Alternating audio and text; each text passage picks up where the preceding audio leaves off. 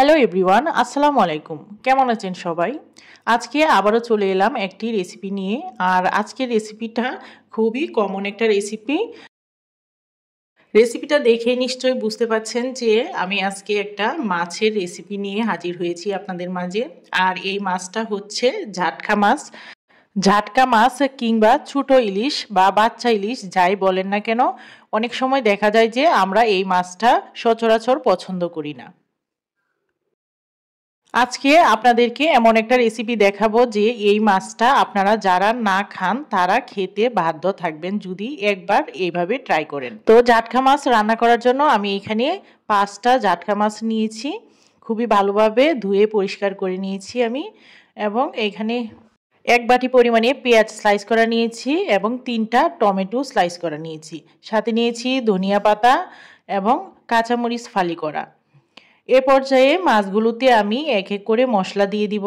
এখানে আমি দিলাম প্রথমেই মরিচের গুঁড়া 1 চামচ পরিমাণে দিয়েছি, হলুদের গুঁড়া 1/2 চামচ পরিমাণে দিয়ে দিলাম।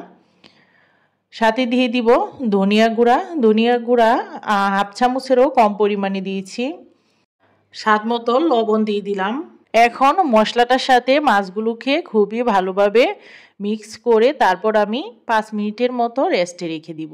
আপনারা চাইলে যদি সময় হাতে কম থাকে রেস্টে না রেখেও করতে পারেন, কিন্তু একটু দেখা যায় যে কোনো মাছ ভাজার আগে মশলা গায়ে লাগিয়ে মাছের তারপর যদি ভাজেন তাহলে সেই মাছের টেস্টটা যেন আরও অনেকটাই বেড়ে যায়। মাছটার গায়ে মশলাটা খুবই ভালোভাবে আমি একটু সময় নিয়ে মেখে নিচ্ছি। ভিউয়ার্স, আপনারা দেখতেই পাচ্ছেন।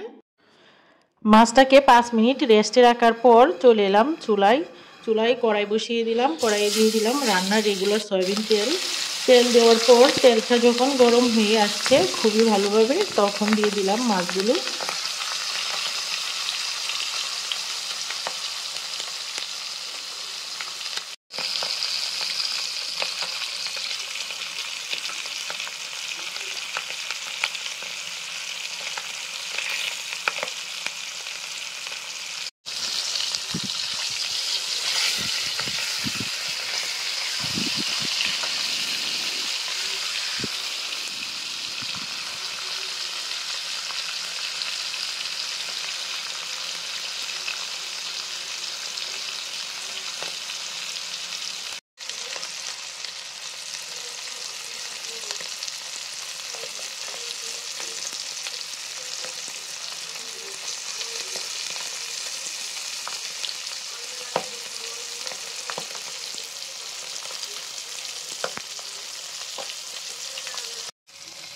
প্রত্যেকটা মাছই আমি এইভাবে ব্রাউন কালার করে ভেজে নিচ্ছি।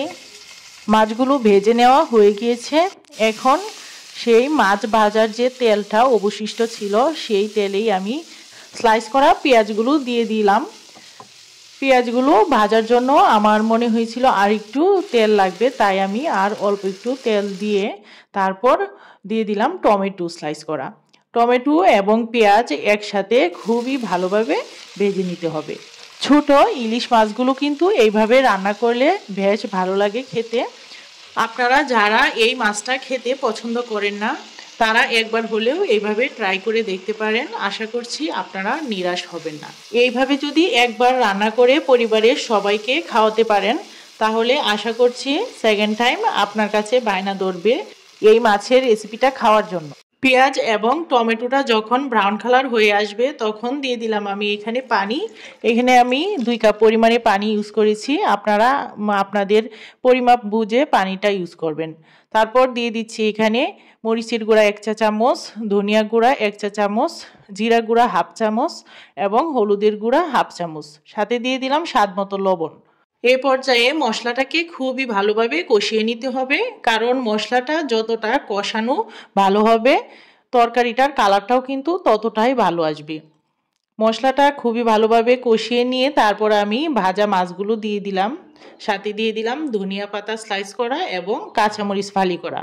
ঝাটকা মাছ রান্নাটা প্রায় আমার হয়ে এসেছে। আর হয়ে যাওয়ার আগেই আপনারা সব সময় ইউজ করার চেষ্টা করবেন ধনেপাতা এবং কাঁচামরিচ। এতে দেখা যায় যে তরকারিটার খুবই সুন্দর একটা স্মেল আসে আর খেতেও ভালো লাগে। রান্নাটা আমার কমপ্লিট। এই পর্যায়ে আমি পরিবেশন করে নিব। পরিবেশন করে নেওয়ার জন্য আমি এখানে একটা সার্ভিং প্লেট নিয়েছি। তারপর এক এক করে মাছগুলো দিয়ে আমি পরিবেশন করে নিচ্ছি। জাটকা মাছ কিংবা ছোট ইলিশ মাছ রান্না করলে এতটা মজার হয়, এই রেসিপিটা না খেলে একদমই আপনারা বুঝতে পারবেন না। তাই যারা জাটকা মাছ পছন্দ করেন না তাদের জন্যই মূলত আজকের আমার এই রেসিপিটা। তারা অবশ্যই এইভাবে একদিন হলেও ট্রাই করে দেখবেন। আশা করছি আপনাদের কাছে ভালো লাগবে। তো বন্ধুরা, আজকের রেসিপিটা এই পর্যন্তই। রেসিপিটা কেমন হয়েছে অবশ্যই কমেন্টে জানাবেন। আর ভালো লাগলে চ্যানেলটাকে সাবস্ক্রাইব করে পাশে থাকা বেল আইকনে ক্লিক করে অল নোটিফিকেশন দিয়ে রাখবেন, তাহলে যে কোনো ভিডিও ছাড়া মাত্রই সবার আগে আপনার কাছে পৌঁছে যাবে। আর অলরেডি যারা এই কাজটি করে ফেলছেন তাদেরকে অসংখ্য ধন্যবাদ। পরবর্তী ভিডিও দেখার আমন্ত্রণ জানিয়ে আজকের মতো এখানেই বিদায় নিচ্ছি। সবাই ভালো থাকবেন, সুস্থ থাকবেন। আল্লাহ হাফেজ।